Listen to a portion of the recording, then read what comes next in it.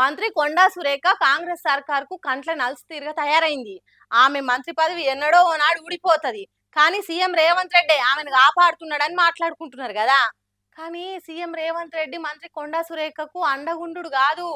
Konda Surekha మేడమే CM Revanth రెడ్డికి అండగా నిలబడ్డదట. ఈ మాట ఎవరో చెప్పింది కాదు, స్వయాన మంత్రి మేడం బిడ్డ సుష్మితమ్మ అంటుంది. నుండ్రి మీరు మొదట పిసిసి కావాలని కోరుకున్నది కొండా సురేఖ, కొండా మురళీధరరావు గారు. ఆ రోజు వారు మాట్లాడుతూ కొండా మురళీ గారి ఆదేశాల మేరకి కొండా సురేఖ గారు పిసిసి రేవంత్ రెడ్డి గారిని ప్రపోజ్ చేయడం జరిగింది. తర్వాత ఢిల్లీ స్థాయిలో కూడా ఆమె ప్రపోజ్ చేయడం జరిగింది.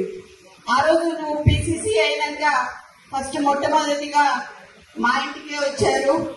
ఇక చెప్పుండ్రి ఎవరికి సాయం చేసిండ్రు, ఎవరిని కాపాడుతున్నారు. మా కొండ ఫ్యామిలీ సీఎం రేవంత్ రెడ్డికి అండ ఉండబట్టే ఆ రోజు పిసిసి ప్రెసిడెంట్ పదవి వచ్చింది. ఈ రోజు నువ్వు సీఎం కాగలిగినావు. నువ్వు ఇవాళ అనుభవిస్తున్న పదవి మా దయతో వచ్చిందన్నట్టు చెప్పింది మంత్రి కొండా సురేఖ మేడం బిడ్డే సుష్మితమ్మ. మన సీఎం రేవంత్ రెడ్డి మీద ఎందుకు కోపం వచ్చిందో ఏమో గాని ఆనాడు పిసిసి ప్రెసిడెంట్ పదవి వచ్చినాక సీదా మా ఇంటికే వచ్చి ఏం చెప్పినావో యాదికున్నదా అని అప్పటి ముచ్చట్లు చెప్పింది. మాట ఏంటంటే మా నాన్నతోని కొండా మురళి గారితోని అన్న 38 సీట్లు వచ్చినా 36 సీట్లు వచ్చినా నీకు ఎమ్మెల్సీ ఇస్తానన్నావు.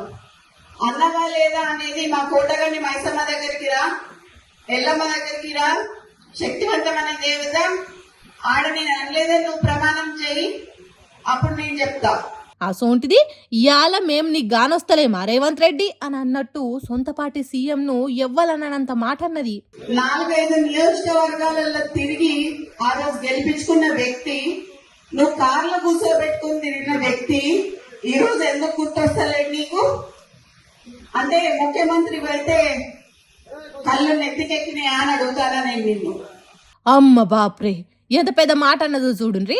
రేవంత్ రెడ్డి క్యాబినెట్ లో తల్లి కొండా సురేఖ ఉన్నదని తెలిసి కూడా షీపురు పుల్లంత భయం కూడా లేకుండా సీఎం ను కండ్లు నెత్తికెక్కినాయా అన్నది. మంత్రి పొంగులేటి శ్రీనివాస్ రెడ్డి మీద కూడా పంచలేసింది. పొంగు ఉన్నది, ఆ పొంగు ఎక్కువసేపు పొంగదయ్యా పోతుంది. మరి నువ్వు ముఖ్యమంత్రివా ఆయన ముఖ్యమంత్రి కూడా తెలుస్తలేదు ఇక్కడ. మరి పెద్ద పదవులలో ఉన్నోళ్లను గింత పెద్ద పెద్ద మాటలు ఎందుకు అంటున్నారంటే మొన్న సీఎం రేవంత్ రెడ్డి పరకాలలో జరిగిన బహిరంగ సభల వచ్చే ఎన్నికలలో రేవూరి ప్రకాష్ రెడ్డినే గెలిపించాలే అన్నట్టు మాట్లాడిండు. కానీ పరకాల నుంచి కొండా బిడ్డ సుష్మితమ్మ పోటీ చేసేటానికి ప్లానింగ్ లేస్తుంది. అందుకే కోపం వచ్చింది సుష్మితమ్మకు. రేవంత్ రెడ్డికి మర్యాద ఇవ్వకున్నా కాంగ్రెస్ పార్టీ సీఎం పదవికైనా ఇయ్యాలే కదా, కానీ దేహపా నువ్వెంత అన్నట్టు మాట్లాడింది. ఇంత ధైర్యం ఎందుకంటే నాకు భయం లేదు, ఇవాళ పోతే రేపు రెండు నాకు. ఎందుకు అని అంటే నా బిడ్డ నా కొడుకు ఎవరన్నా చూసుకుంటారు వాళ్ళని. నేను ప్రజల కోసం పనిచేసేదాన్ని, నేను ప్రజల మధ్యలో ఉండేదాన్ని. ఈ రోజు మా నాన్న నాకు అట్లే పెంచిండు, నన్ను భయం లేకుండా పెంచిండు. నేనెవరికి భయపడను, సావుకి భయపడను. నేను అస్సలే వెనకకు తగ్గే రకం కాదన్నట్టు చెప్పింది. రేవూరి ప్రకాష్ రెడ్డిని 2 ఏళ్ల తర్వాత గెలిపియాలని పరకాల సభలో చెప్పిన దానికి గద్వ వలిగేటట్టు గట్టి కౌంటర్ ఇచ్చింది. 2 ఏళ్ల వరకు ఎందుకయ్యా, ఇలా రాజీనామా చేయమని చెప్పు. ఇలా రాజీనామా చేసి ఎలక్షన్ ఇక్కడ నా ఇల్లు ఇక్కడ మంచి ఇల్లు ఉన్నది, 3 అంతస్తుల బిల్డింగ్ నీకు ఇస్తా, వచ్చి అక్కడనే ఉండి రేవూరి ప్రకాష్ రెడ్డికి నువ్వు వచ్చి క్యాన్వసింగ్ చేయి. రేవూరి ప్రకాష్ రెడ్డి గెలుస్తారా లేకపోతే కొండ కుటుంబంలో ఎవరి నుంచి గెలుస్తారు? ధైర్యం ఉంటారా? కొండా కుటుంబం దమ్మెంతో చూపిస్తాంరా అన్నట్టు సీఎం రేవంత్ రెడ్డికే సవాల్ ఇసిరింది. పాపం సుష్మితమ్మ మాట్లాడిన ఈ మాటలు సీఎం రేవంత్ రెడ్డి ఉంటే ఎంత ఫీల్ అవుతాడో ఏమో పాపం. మరి తర్వాత కొండా సురేఖ మేడం మీడియా ముంగట్టుకొచ్చి నా బిడ్డ మాట్లాడింది 100% రైటే అని అంటదా, లేకుంటే రేవంత్ రెడ్డి సార్కి ఇబ్బంది కలగకుండా సదురుకపోయేటట్టు సాటుంగనైనా సారి చెప్తుందా అనేది ముందే చూడాలిగా. ఎవరెన్ని చెప్పినా ఎంత బద్నాం చేసి బట్టగాల్చి మీరేసినా మా షై పార్టీ చేతుల్నే మళ్ళా పవర్ అని ఓ దిక్కు స్పీచ్లు దంచుకుంటేనే ఇంకో దిక్కు ప్రతిపక్షం లీడర్లు పబ్లిక్లకు వస్తే పర్షాన్ అవుతుర్రు. పవర్లున్న పాటోళ్ళు కిలోమీటర్లు ర్యాలీలు తీసి భారీ బహిరంగ సభలు కూడా కాదు, మళ్ళా ఉట్టిగా పార్టీ లీడర్లం టిమ్స్ దాకా పోయొస్తామంటే కూడా ఇట్లా హౌస్ అరెస్ట్లు చేయబట్టిరు చూడుండ్రి.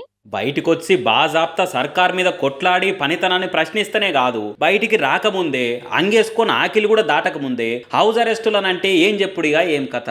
సనత్ నగర్ టిమ్స్ దవాఖానకు పోతామని బీఆర్ఎస్ పిలిపించింది కదా, కార్ పార్టీ లీడర్లు ఎవరింటికి వాళ్ళ కార్ల చాలేదాము అనుకోగానే పోలీసులు హౌస్ అరెస్ట్ అనుకుంటే రప్పున రంగం మీద దిగారు. మాజీ మంత్రి హరీష్ రావు, సబితా ఇంద్రారెడ్డి, తలసాని ఇట్లా అందరి ఇంటికాడికి వచ్చి ఎవ్వరు గల్మ దాటకుండా గట్టికి కావాలి కాసిరు. మీరు పోవద్దు సార్ అనుకుంటా హరీష్ రావుకి పోలీసులు అడ్డం చెప్పిన ఆగకుండా ఆకిట్లకు వచ్చి కారెక్కిండు. కాదు ఇప్పుడు ఏమైతుంది దవాఖానా పోతే ఎందుకు ఆపుతురు అనుకుంటా కాకిలతో గట్టిగానే కయ్యం పెట్టుకున్నాడు హరీష్ రావు. నేను ఏమంటున్నాను భాయ్ సాబ్, నీకు హాస్పిటల్ పోవద్దు, ఓకే నా ఎంబడి రా పెళ్లికి తీసుకుపోను. హాస్పిటల్కి వద్దాను కదా, పెళ్లికి పోవడానికి నీకేం వచ్చింది? నా ఎంబడి రా, నేను హాస్పిటల్ పోతే ఆపు, నన్ను పెళ్లికి పోతా పోయి పెళ్లికి పోవడానికి నా ఎంబడ కూర్చో, నా ఎంబడ కూర్చో. దవాఖాన పోతే మీకు భయం అయింది మీ గవర్నమెంట్ కు, రేవంత్ రెడ్డికి. దవాఖాన పోను, బండ్లో కూర్చో. ఆడికి పోతే దవాఖానలు అంతా డొల్లతనం బయటపడుతుంది, వీళ్ళ లంగతనం అంతా బయటపడుతుంది అని పోనిస్తలేరు. పోని మరి దవాఖాన పోను, భవన్ పోతా, తెలంగాణ భవన్ పోయి. టిమ్స్ కట్టింది నేనే అని రేవంత్ రెడ్డి చెప్పుకుంటున్నాడు కదా, మరి పోయి చూసి వస్తానంటే హౌస్ అరెస్టులు ఎందుకు, అంత భయం ఎందుకు? ఏడ సర్కార్ పనితనం పబ్లిక్ తెలిసిపోతుందో, ఏ తీరు అబద్ధాలు చెప్తున్నారో బయటపడిపోతుందో అని ఇదంతా అని అనుకుంటూ అరుచుకున్నాడు హరీష్ రావు. కదిలి బయటికి రాకుండా పోలీసులనే కావలి పెట్టి నిర్బంధాలతో నిజాలు తెలియకుండా ప్రతిపక్షాల కుతిక నొక్కాలని చూస్తారా అనుకుంటా ఫైర్ అయ్యిండు. ఆయన అంటే అన్నారంటారు కానీ ఇటుకా వేరిసి ఇగురంతో కట్టింది మేమే అని పబ్లిక్లో ప్రచారం చేసుకుంటున్న సీఎం సార్కు ప్రతిపక్షాలు వచ్చి మరి చూసిపోతామని అంటే ఇంత భయం ఎందుకు? దావకాలు అయితే లొల్లి చేయరు కదా, కట్టిన దాన్ని కూలగొడతామనలే కదా.